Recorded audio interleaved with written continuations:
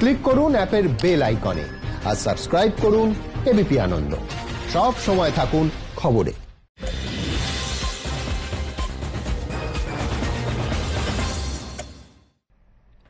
নমস্কার, দেখছেন এবিপি আনন্দ। 7টায় বাংলায় আপনাদের সঙ্গে আমি স্বর্ণালী। পরপর 3 দিন জ্বর না এলে বা 4 দিন অক্সিজেন দিতে না হলে ছেড়ে দেওয়া যাবে মাঝারি বা মৃদু উপসর্গযুক্ত রোগীকে। ছাড়ার সময় প্রয়োজন নেই নমুনা পরীক্ষা করার। করোনা নিয়ে নতুন নির্দেশিকা কেন্দ্রীয় স্বাস্থ্য মন্ত্রকের। সময়ের সঙ্গে পাল্লা দিয়ে দেশে বাড়ছে করোনা সংক্রমণ। আক্রান্তের সংখ্যার সঙ্গে পাল্লা দিয়ে বাড়ছে মৃত্যু। পর্যাপ্ত সংখ্যায় নমুনা পরীক্ষা হচ্ছে কিনা তা নিয়েও বিশেষজ্ঞদের একাংশ প্রশ্ন তুলছেন। এই প্রেক্ষিতে কোভিড কেয়ার কেন্দ্র বা হাসপাতাল থেকে করোনা রোগী ছাড়ার ক্ষেত্রে বিধি বদল কেন্দ্রের। কিছু ক্ষেত্রে পরীক্ষা ছাড়াই ছাড়া যাবে রোগী, নতুন নির্দেশিকা কেন্দ্রের। এর আগে কেন্দ্রের নির্দেশিকা ছিল করোনা পজিটিভ কেসের ক্ষেত্রে 14তম দিনে একবার এবং তার 24 ঘন্টার মধ্যে আরও একবার নমুনা পরীক্ষা করা বাধ্যতামূলক। ওই দুটি পরীক্ষায় যদি রিপোর্ট নেগেটিভ আসে তাহলে আক্রান্তকে ছাড়া যাবে হাসপাতাল থেকে। কেন্দ্রীয় স্বাস্থ্য মন্ত্রকের নতুন নির্দেশিকায় মৃদু, মাঝারি ও মারাত্মক এই 3 ভাগে ভাগ করা হয়েছে করোনা আক্রান্তদের উপসর্গকে। নতুন নির্দেশিকায় বলা হয়েছে মৃদু বা অতি মৃদু বা প্রি সিমটোম্যাটিক বা প্রাক উপসর্গ রয়েছে এমন রোগীদের কোভিড কেয়ার কেন্দ্রে নিয়মিত শরীরের তাপমাত্রা ও হৃদস্পন্দন মাপতে হবে। যদি 3 দিন পর পর জ্বর না আসে তাহলে উপসর্গ দেখা দেওয়ার 10 দিন পর তাকে ছেড়ে দেওয়া যেতে পারে। ছাড়ার সময় রোগীকে আর পরীক্ষা করার প্রয়োজন নেই। বাড়িতে ফেরার পর রোগী যাতে 7 দিন কোয়ারেন্টিনে থাকে তা ছাড়ার সময় তাকে স্পষ্ট করে জানিয়ে দিতে হবে। এর পাশাপাশি নির্দেশিকায় আরো বলা হয়েছে ছাড়া পাওয়া রোগীর নতুন করে জ্বর, কাশি, শ্বাসকষ্টের উপসর্গ দেখা দিলে অবিলম্বে কোভিড কেয়ার কেন্দ্রে যোগাযোগ করতে হবে বা ফোন করতে হবে হেল্পলাইন নাম্বার 1075-এ। 14তম দিনে টেলিকনফারেন্সে তার স্বাস্থ্য সম্পর্কে খোঁজ নেওয়া হবে। কেন্দ্রের নির্দেশিকায় বলা হয়েছে যাদের মাঝারি মাপের উপসর্গ রয়েছে তাদেরকে কোভিড স্বাস্থ্য কেন্দ্রে ভর্তি হতে হবে। সেখানে আক্রান্তদের শরীরের তাপমাত্রা ও অক্সিজেন গ্রহণের ক্ষমতার উপর লক্ষ্য রাখতে হবে। যদি 3 দিনের মধ্যে জ্বরের সমস্যা মিটে যায় এবং তাকে 4 দিন অক্সিজেন দিতে না হয় তাহলে তাকে 10 দিন পর ছেড়ে দেওয়া যাবে। এক্ষেত্রেও ছাড়ার সময় পরীক্ষা করার দরকার নেই। আর যাদের সংক্রমণ মারাত্মক তাদের ক্ষেত্রে কেন্দ্রের নির্দেশিকা আক্রান্ত ব্যক্তি পুরোপুরি সংক্রমণ মুক্ত হলে এবং নমুনা পরীক্ষার ফল নেগেটিভ এলে তবেই তাকে ছাড়া যাবে। এবিপি আনন্দ। এদিকে দেশে করোনায় মৃত বেড়ে 1981, একদিনে মৃত 95, নতুন সংক্রমিত 3320, গোটা দেশে আক্রান্ত বেড়ে 59,662, সংক্রমণ মুক্ত 17,847, মৃত ও আক্রান্তের সংখ্যা নিরিখে শীর্ষে মহারাষ্ট্র। ওই রাজ্যে মৃত্যু হয়েছে 731 জনের। মোট আক্রান্ত 19,063। গুজরাটে মৃত বেড়ে 449, আক্রান্ত 7,402। মধ্যপ্রদেশে মৃত্যু 200 জনের, আক্রান্ত 3,341। রাজস্থানে মৃতের সংখ্যা 101, আক্রান্ত 3,579। দিল্লিতে মৃত 68, আক্রান্তের সংখ্যা 6,318। এদিকে মহারাষ্ট্রে পুলিশ বাহিনীতে ক্রমশ বাড়ছে করোনা সংক্রমণ। গোটা রাজ্যে আক্রান্ত 714 জন পুলিশ কর্মী, মৃত্যু হয়েছে 5 জনের। লকডাউন চলাকালীন পুলিশের উপর আক্রমণের ঘটনা ঘটেছে মহারাষ্ট্রে। 194টি মামলা দায়ের হয়েছে, গ্রেপ্তার 689 জন। আধা সেনার মধ্যেও ক্রমশ ছড়াচ্ছে করোনা সংক্রমণ। গত 24 ঘন্টায় সংক্রমিত 13 জন সিআইএসএফ জওয়ান। এখনো পর্যন্ত করোনা আক্রান্ত বাহিনীর 48 জন জওয়ান।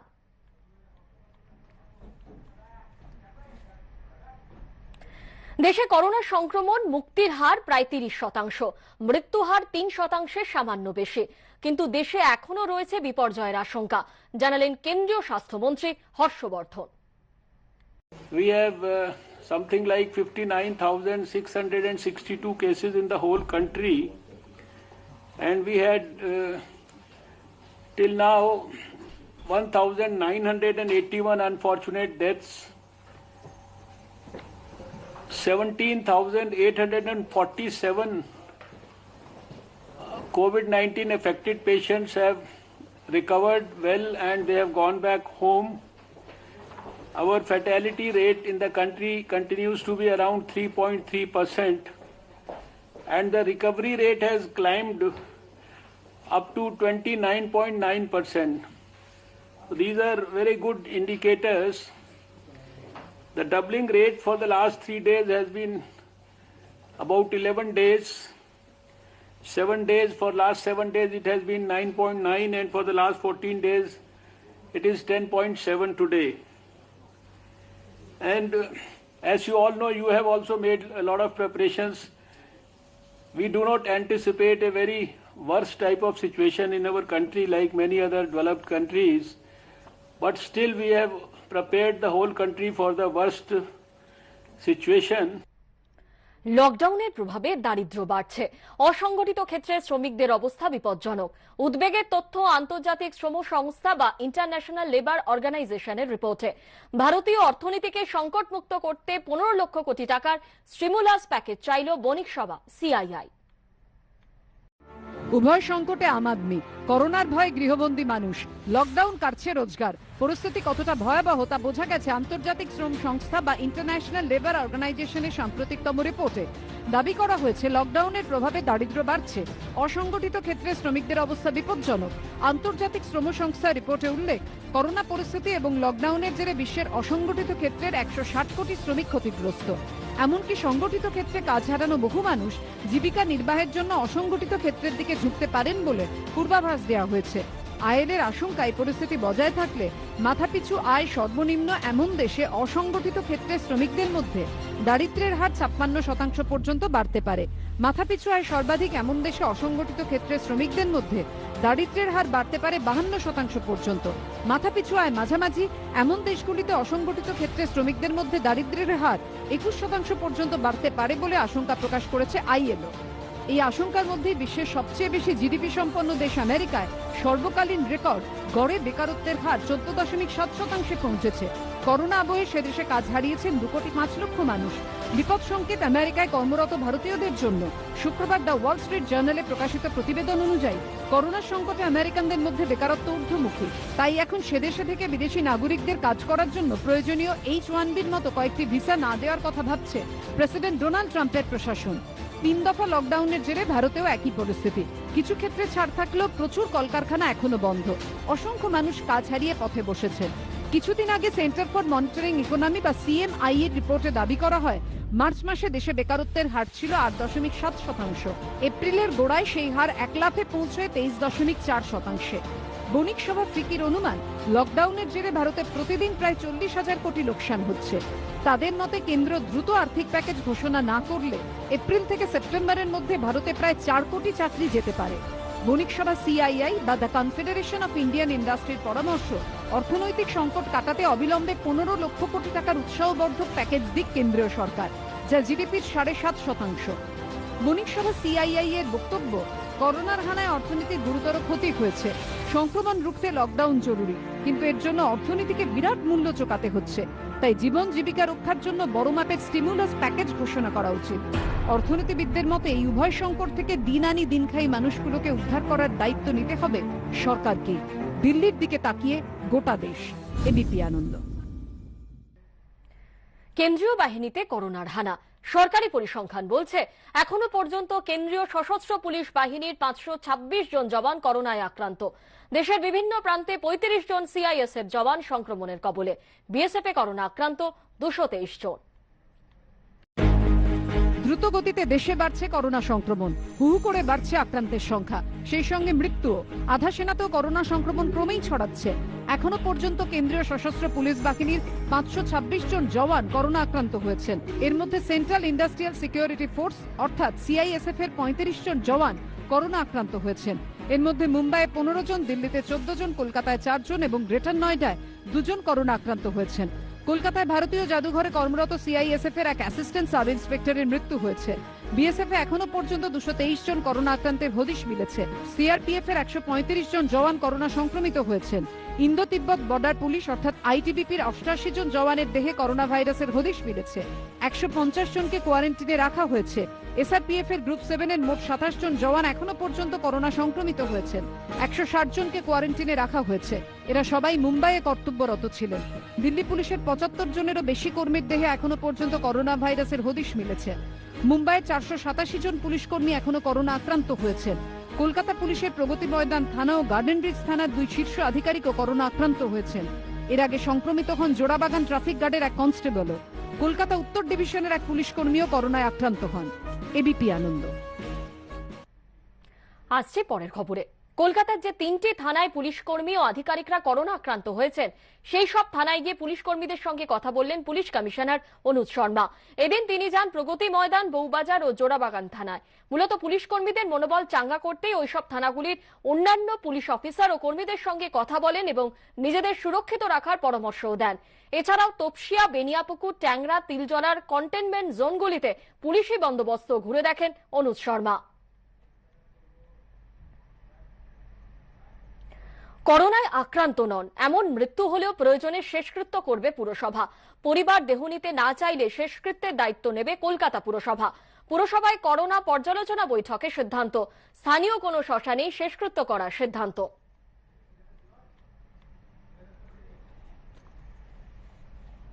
কিছু নন কোভিড, যে কোভিড নয়, হসপিটালে ভর্তি হয়েছিল কোভিড নয়, নেগেটিভ রিপোর্ট এসে, সেই বডিও বাড়ির লোক নিয়ে যেতে চাননি। তাই সেই ক্ষেত্রে ডিসিশন হয়েছে যে আমরা সেই নন কোভিড, যারা কোভিড নয়, নেগেটিভ রিপোর্ট এসছে, কোভিড হলে তো আমাদের স্বাস্থ্যভবন বলছে আমরা ডিসপোজ করছি, কোভিড হসপিটালে নন কোভিড হয়ে রয়েছে, মানে কোভিড নয়, অথচ মারা গেছে হয় হার্ট অ্যাটাকে, নয় কিডনির কিছু না কিছু, কিন্তু বাড়ির লোক এই কোভিডের সময় নিতে চাইছেন না, তাদেরও সৎকার আমরাই করব। সেটা ধাপাতে হতে পারে, কাছাকাছি যেখানে চান্স পাবো সেখানেই করব। ফের রাজ্যে রেশন ব্যবস্থা নিয়ে সরব রাজ্যপাল। রেশন ব্যবস্থাকে রাজনীতি মুক্ত করার আবেদন জানিয়ে এবার বাংলায় টুইট ধনকরের। টুইটে রাজ্যপাল লিখেছেন, আপনার রাজ্যপাল আপনার সেবক। প্রধানমন্ত্রী গরিব কল্যাণ অন্ন যোজনার মাধ্যমে 4,78,000 মেট্রিক টন চাল বিনামূল্যে কেন্দ্রীয় সরকার পশ্চিমবঙ্গকে দিয়েছে। কেন্দ্রীয় সরকার বিনামূল্যে রেশন দিচ্ছে, জনপ্রতি মাসিক 5 কেজি চাল এবং পরিবার প্রতি মাসিক 1 কেজি ডাল। রেশন ব্যবস্থাকে রাজনীতির বন্ধন থেকে মুক্ত করতে হবে, আধিকারিকদের অরাজনৈতিকভাবে কাজ করতে হবে, অবৈধ মজুতদারদের আটকাতে এবং কালোবাজারির হাঙরদের তাড়াতে হবে। গরিব মানুষ যাতে সঠিক মাত্রায় সঠিক গুণমানের রেশন বিনামূল্যে ন্যায্যভাবে পান তা নিশ্চিত করুন।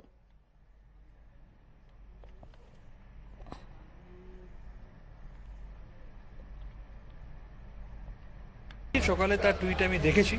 একজন দেশের স্বাধীনচেতা নাগরিক হিসেবে আমার মনে হয়েছে যে কোনো সরকারি অফিসে একজন গ্রুপ ডি স্টাফও তার এমপ্লয়ারের এইভাবে ঢাক পেটান না, যেটা আমাদের বাংলার রাজ্যপাল করছেন।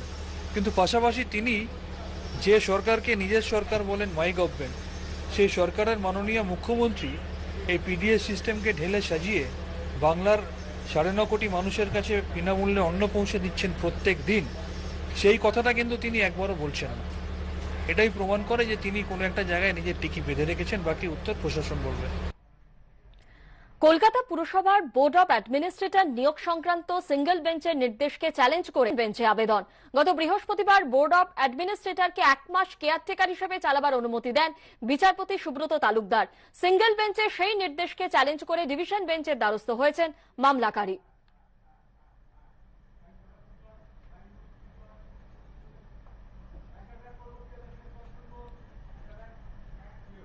এ বিষয়ে ফিরহাদ হাকিম কি বলেছেন শুনবো।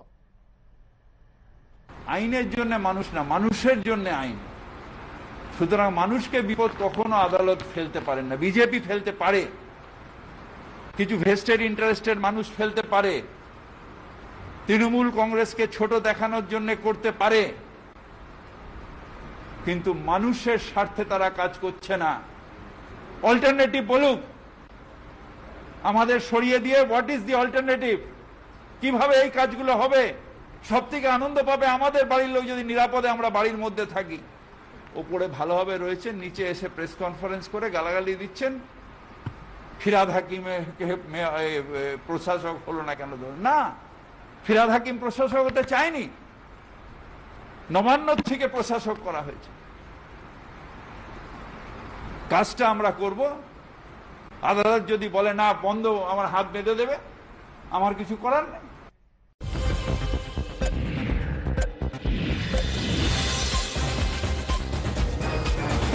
ফিরে এলাম বিরতির পর। নোভেল করোনা ভাইরাসে মৃত্যু মিছিল অব্যাহত। গোটা বিশ্বে মৃত্যু হয়েছে 2,75,971 জনের। আক্রান্তের সংখ্যা 40,10,694। করোনাকে হারিয়ে সুস্থ হয়েছেন 13,82,347 জন। এখনো পর্যন্ত আমেরিকায় করোনার প্রকোপ কমার কোনো লক্ষণ নেই।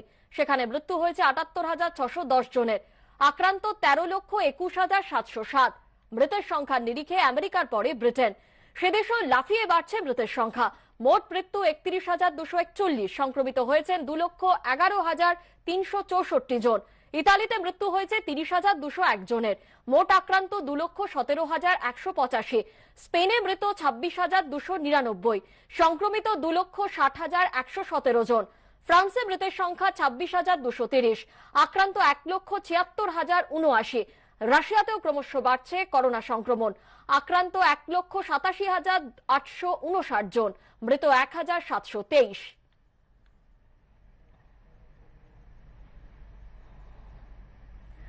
করোনা ও লকডাউন পরিস্থিতির জেরে বিদেশে আটকে পড়া ভারতীয়দের ফেরানোর প্রক্রিয়া শুরু হয়েছে। বন্দে ভারত মিশনে ঢাকা থেকে দিল্লি, কুয়েত থেকে হায়দ্রাবাদ, মাস্কট থেকে কোচি, শারজা থেকে লখনৌ, কুয়েত থেকে কোচি, কুয়ালালামপুর থেকে তিরুচিরাপল্লী, লন্ডন থেকে মুম্বাই এবং দোহা, কোচিতে ফিরছেন ভারতীয় নাগরিকরা। গতকাল দুবাই থেকে ৩ শিশুসহ ১৮২ জন ভারতীয়কে নিয়ে বিশেষ বিমানে চেন্নাই পৌঁছয়। বিদেশ থেকে আসা প্রত্যেক যাত্রীকে কোয়ারেন্টিনে থাকার নির্দেশ দেওয়া হয়েছে।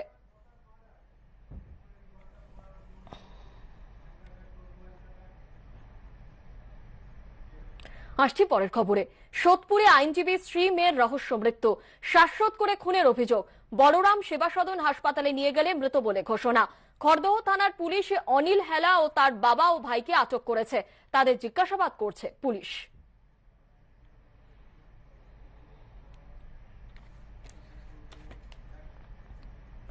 বজবজের দলীয় কার্যালয়ে বসে থাকাকালীন দলেরই এক গোষ্ঠীর হাতে আক্রান্ত হয়েছেন বলে দাবি তৃণমূল বিধায়ক অশোক দেবের। খুনের উদ্দেশ্যেই হামলা বলে অভিযোগ। গতকাল রাতে ঘটনাটি ঘটে। বিধায়কের অভিযোগ, হামলাকারীদের মধ্যে বেশ কয়েকজন কাউন্সিলরও ছিলেন। বিধায়কের বেশ কয়েকজন অনুগামীকেও ব্যাপক মারধর করা হয় বলে অভিযোগ। যদিও পুলিশ জানিয়েছে এ বিষয়ে এখনো পর্যন্ত অভিযোগ দায়ের হয়নি। যাদের বিরুদ্ধে হামলার অভিযোগ তাদের প্রতিক্রিয়া এখনো মেলেনি। আমার কাছে বিভিন্ন লোক বিভিন্ন কাজে আসে, এখানে চিৎকার করে বলছে বিজেপি, এসিপিএম, কংগ্রেস মানিয়ে বলা যায়। এখানে কেউ বিজেপি, সিপিএম, কংগ্রেস ছিল না। এলাকার মানুষ এসছে আমাকে মার্ডার করার উদ্দেশ্যে এসে বলছে আপনার ঘরে খালা বসে আছে, বের করুন। আমার দুঃখ, আমি সিপিএম এর লড়াই করেছি আর নকশার সাথে লড়াই করেছি, কিন্তু আজকে নিজের দলের কাছে আমাকে হয়ে হয়েছে। আমি নাম বলতে চাইছি না, নিশ্চয় প্রচারকে মদত দিচ্ছে, সেই তার মদতেই এই জিনিসটা করছে। আমি কিছু করি না, করবো। এক প্রত্যক্ষদর্শী কি বলছেন শুনবো। এসে বলছে যে অশোকদা এখানে থাকা যাবে না, এখানে রাখা যাবে না, অশোকদাকে শিয়ালদা চলে যেতে হবে। আর আমরা এখানে দাঁড়িয়ে আছি। অশোকদাকে যখন মারার জন্য মানে ওরা এরপর ঢুকে যাচ্ছিল, তখন আমরা আটকাই। আমাদের আটকাতে পরে আমাদের বেশ কিছু ছেলেদের মারধর করে, প্লাস আমাকে দেখুন এইভাবে মারধর। ওদের মারধরের কারণটা এটা আমরা জানি না। তাদের মেশিন ছিল, শোট ছিল। কতজন এসেছিল তো? হ্যাঁ, 5খানা ওয়ার্ডের, হ্যাঁ প্রায় অন্তত ধরেন 400-500 মতন। আজকে যদি আমরা না থাকতাম, বিধায়ককে মার্ডার করতে একটা সিওর হতাম, প্ল্যান ছিল ওদের। তাই উত্তর চব্বিশ পরগনার ভাটপাড়ায় ফের শুট আউট। দিনে দুপুরে তৃণমূল কর্মীকে লক্ষ্য করে দুষ্কৃতীদের গুলি, রক্তাক্ত অবস্থায় নিয়ে যাওয়া হলো হাসপাতালে। আর এই নিয়ে শুরু হয়েছে শাসক বিরোধীর রাজনৈতিক চাপানোতর। লকডাউন চলার মাঝে উত্তর চব্বিশ পরগনার ভাটপাড়ায় শুট আউট, স্থানীয় তৃণমূল কর্মীকে লক্ষ্য করে গুলি দুষ্কৃতীদের। আর এই ঘটনা নিয়ে ফের একবার আতঙ্কের পরিবেশ ভাটপাড়ায়। শনিবার সকাল 11টা ভাটপাড়া পুরসভার 17 নম্বর ওয়ার্ডের বাবু কোয়ার্টার্স এলাকা দিয়ে যাচ্ছিলেন তৃণমূল কর্মী মুন্নি রজক।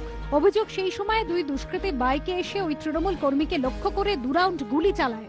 একটি গুলি লক্ষ্যভ্রষ্ট হলেও অপরটি ওই যুবকের পায়ে লাগে। রক্তাক্ত অবস্থায় প্রথমে ওই যুবককে ভাটপাড়া স্টেট জেনারেল হাসপাতালে নিয়ে যাওয়া হয়। সেখান থেকে স্থানান্তর করা হয় কল্যাণী জেএনএম মেডিকেল কলেজ ও হাসপাতালে। শাসক দলে কর্মী গুলিবিদ্ধ হওয়ায় শুরু হয়েছে তৃণমূল বিজেপি চাপানুতর। 17 নম্বর ওয়ার্ডে যত বিজেপি লোক ছিল, তারা যারা ওরা আতঙ্কে ছিল, তারা এখন আমাদের সাথে জয়েন করছে। এই প্রতিবাদে আজকে মুনির রজকের উপরে ওই গুলিটা চালালো। 16 নম্বর ওয়ার্ডে 4খানা জুয়া চলছে,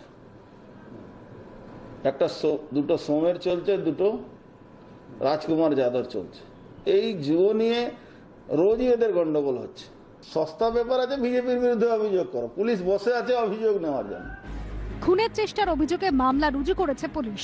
লকডাউনের সময় পুলিশি নজরদারির মধ্যেও কি করে জনবহুল এলাকায় শুটআউটের মতো ঘটনা ঘটল তা নিয়ে প্রশ্ন উঠছে। সমীরণ পালের রিপোর্ট, এবিপি আনন্দ, উত্তর 24 পরগনা।